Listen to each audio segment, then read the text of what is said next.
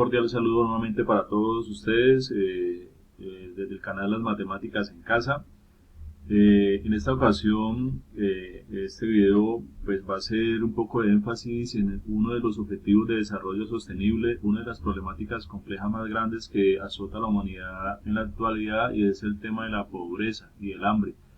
Por eso puede ser un poco confuso cómo desde las matemáticas uno puede abordar un tema como esto, pero precisamente creo que es necesario que de todas las áreas empecemos a abordar estas problemáticas tan difíciles, y no solamente señalarlos como situaciones aisladas y hablar de los chicos que viven en sectores vulnerables, sino que empezar a atender realmente esta situación tan difícil que los chicos viven y sus familias, pero también tratar de pensar desde la escuela de qué manera podemos nosotros eh, ayudarlos a ellos a superar estas situaciones de vulnerabilidad y de pobreza extrema en que viven.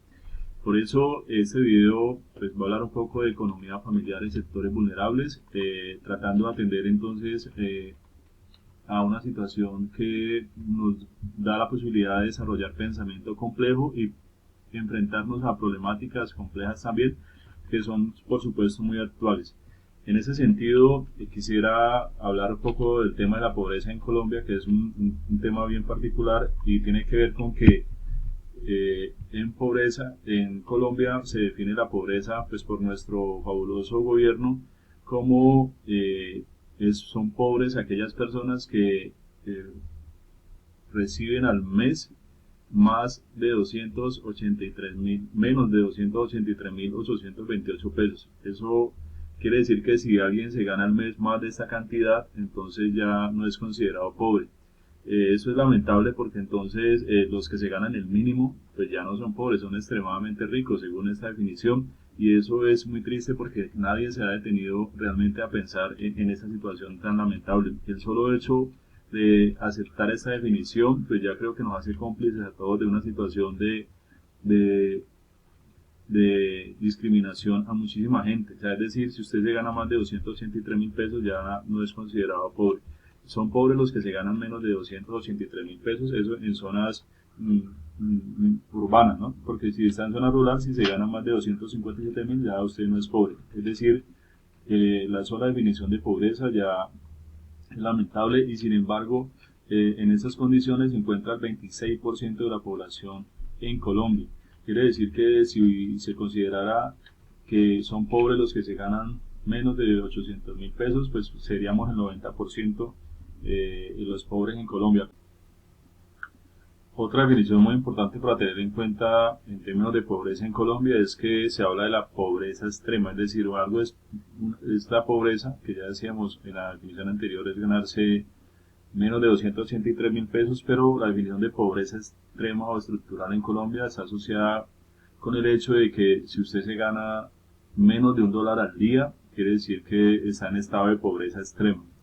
Quiere decir que en promedio, si usted se gana menos de 100.000 pesos al mes, es considerado en pobreza extrema, pero si se gana más de 100.000 pesos, entonces ya no está en estado de pobreza extrema, sino en una pobreza regular, lo cual también es supremamente lamentable, y pues uno no sabe este tipo de definiciones a quién pueda convenir, ¿listo?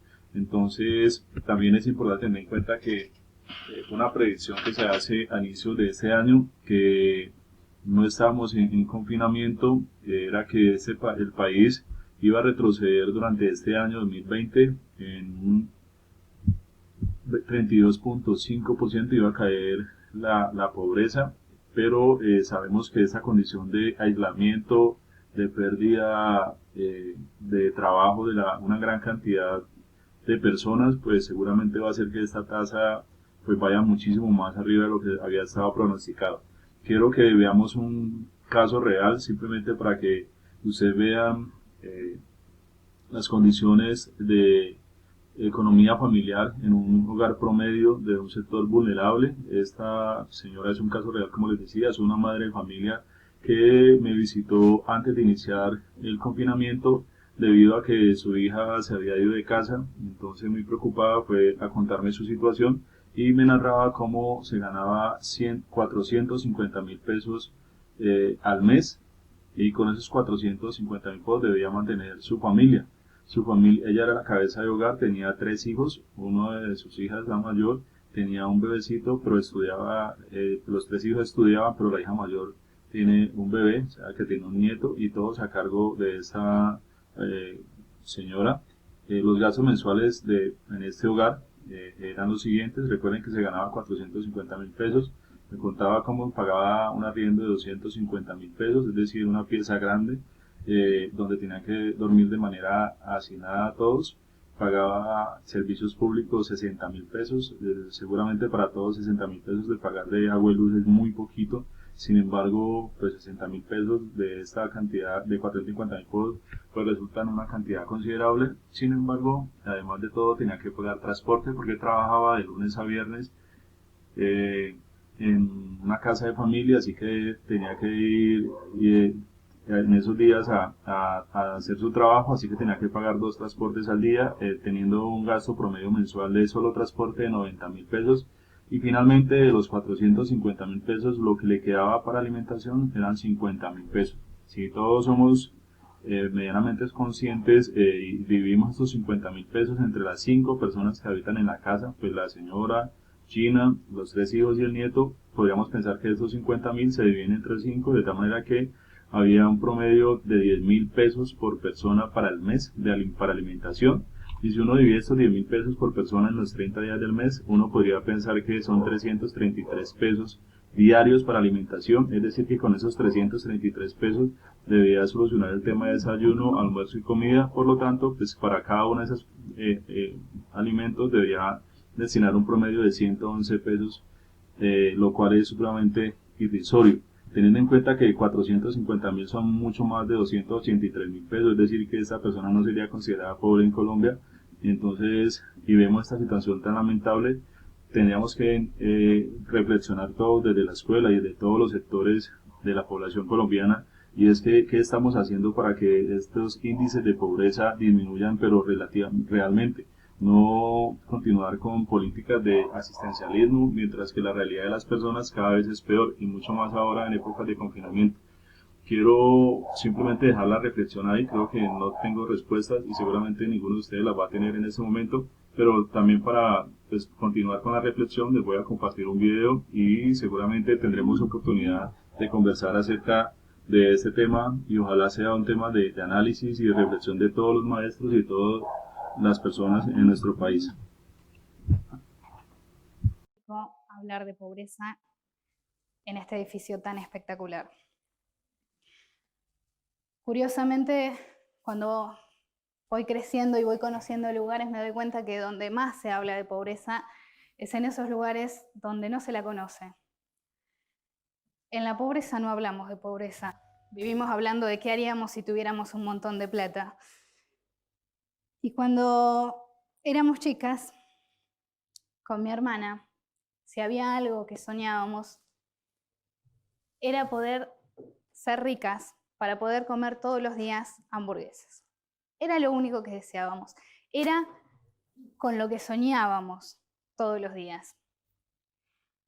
Muchas veces íbamos al centro, caminábamos hasta un lugar de reconocidas hamburguesas y buscábamos, sin que los empleados se den cuenta, si alguien había dejado hamburguesas, papas fritas o lo que sea. Rogábamos todos los días que alguien hubiera dejado una hamburguesa casi completa, que alguien la hubiera probado y dijera, no me gustó, y nosotras llegáramos justo en ese momento. Soñábamos con ese día. Papas fritas siempre hay, la gente siempre deja algunas. Y un día ocurrió. Un día llegamos a ese lugar y había en una mesa una hamburguesa casi por la mitad y la otra apenas había sido probada. Había papas fritas completas y lo único que se habían llevado, esas personas que se ve que fueron a comer y se arrepintieron, fue la bebida. O sea que teníamos comida prácticamente entera, el menú prácticamente original para nosotros. Nos sentimos como se debe haber sentido el coyote cuando atrapó al correcaminos, era haber encontrado eso que siempre soñábamos. Y empezamos a comer, estaba todo increíble, y en ese momento se acerca una empleada, que en general en esos locales suelen ser muy atentos. Y nos pregunta, ¿todo bien? Y mi hermana, que es una persona muy particular, le dice, todo bien, pero la hamburguesa estaba fría. La empleada se va, no nos dice nada. Éramos chicas. A los 5 minutos, o 10, vuelve la empleada con un menú completo para cada una, de hamburguesa, papas fritas y gaseosa. O sea, íbamos a comer de vuelta hamburguesas calentitas, íbamos a comer de vuelta papas fritas calentitas, y encima nos habían traído gaseosa. Y ahí ya nos sentimos como se debe haber sentido Jesús cuando multiplicó los panes y transformó el agua en vino. Fue una felicidad espiritual. Y yo creo que nunca más voy a comer en mi vida algo tan rico, algo que me haga tan feliz como me hizo feliz comer esas hamburguesas, que nos comimos 2 casi cada una, ese día. Estoy un poquito nerviosa, pero mi nombre es Mayra Arena y hablo hasta el cansancio de pobreza. Y soy muy insistente con una cosa, y es que pobreza y marginalidad no son lo mismo. Es algo que repito hasta el cansancio. La pobreza, hablamos todos, la conocemos todos. Hay formas de medirla, hay gente que la mide, que sube, que baja. Pero de la marginalidad muy poco se habla y muy poco se sabe. Muy poco es lo que hemos logrado cambiar acerca de la marginalidad. Y a mí me cuesta mucho hablar de eso, porque lo poco que sé, no lo sé como estudiante de ciencias políticas que soy, sino que lo sé por mi vieja. Y como toda persona, o como muchas personas, me cuesta hablar de mi vieja. Y por eso es que tengo esta ayudita acá. Mi vieja nació y creció en la marginalidad. El que nace en la marginalidad como mi vieja tiene todas las de perder ya de entrada. Mi vieja nació pesando 1,5 kilos. No sabía que iba a tener menos posibilidades que todos.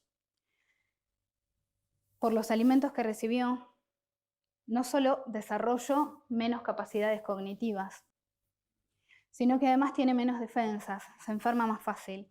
O sea que el que nace en la marginalidad no solo va a tener menos herramientas para desenvolverse, sino que además tiene menos esperanza de vida.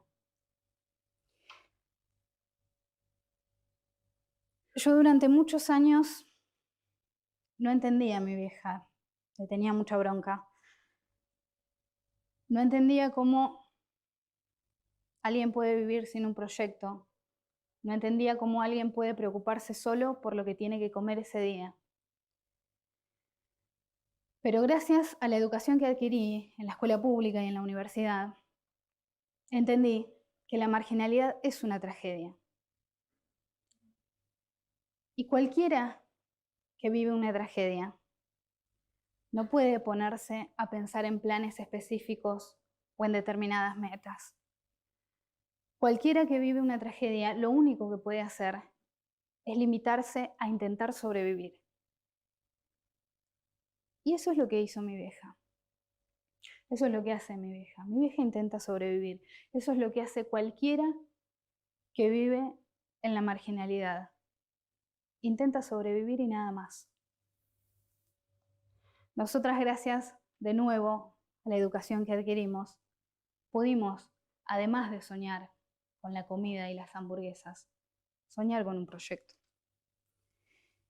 Y creo que esa fue la diferencia más grande entre nosotras y mi vieja, haber tenido la posibilidad de soñar con ese proyecto. Yo les quiero pedir que se imaginen en serio ahora que esta noche viene un terremoto, que viene un tornado o una luz o lo que sea, y quiero que se lo imaginen de verdad. Quiero que se imaginen qué es lo que más les dolería perder. Y quiero que se imaginen quién es la primera persona a la que llamarían para ver si está bien y quién es la primera persona a la que llamarían para pedirle ayuda. Y me gustaría que pensemos cómo reaccionaría la gente si nosotros viviéramos una tragedia y perdiéramos todo. Estoy segura de que sería denominado como una tragedia. Seríamos nosotros las víctimas de la tragedia. Y mucha gente se solidarizaría con nosotros y nos ayudaría a recuperar ese nivel de vida que hemos perdido. Sin embargo, para que la gente se solidarice con vos y para que recuperes algo, primero tenés que haberlo tenido. Nadie se solidariza, o muy pocos, con aquellos que directamente nacieron sin nada. Cuando les pido que se imaginen eso, es para que después de esta charla entendamos que si es una tragedia perderlo todo, también es una tragedia nacer sin nada. Si es una tragedia imaginarnos perder nuestra computadora o nuestros objetos, también es una tragedia que haya tipos con carros que pasen y vivan de la basura. Y yo quiero, después de esta charla, que se vayan pensando, primero, que ya no es invisible ni la pobreza ni la marginalidad. Y segundo, pensando en esto que les digo, de que las tragedias visibles, las palpables, tienen fecha, tienen lugar, nos marcan como sociedad. Hay fechas para recordarlos, hay lugares que los recuerdan, hasta tienen canciones muchas veces que se les dedica a las víctimas caídas en ellas, pero nadie tiene una fecha de cuándo arrancó la marginalidad, nadie tiene un aniversario de cuándo arrancó, nadie le lleva flores a los que viven esa tragedia y nadie conmemora a los que se mueren de hambre o se mueren de frío o a los que se mueren de enfermedades que en otras circunstancias hubieran sido perfectamente curables. Pero lo que más me gustaría, y para terminar porque no puedo más, es que pensemos si vamos a seguir sentados sin ver esta tragedia que está ocurriendo, si vamos a seguir en estado de shock, como si fuéramos nosotros los que vivieran la tragedia, o si vamos a reaccionar con aquellos que la padecen, y si vamos a actuar como nos gustaría que actuasen con nosotros si vivimos una tragedia. Lo que más me gustaría es que empecemos a hacer algo para que ningún pibe tenga que soñar con comida y que empiece a soñar con su proyecto de vida. Muchas gracias.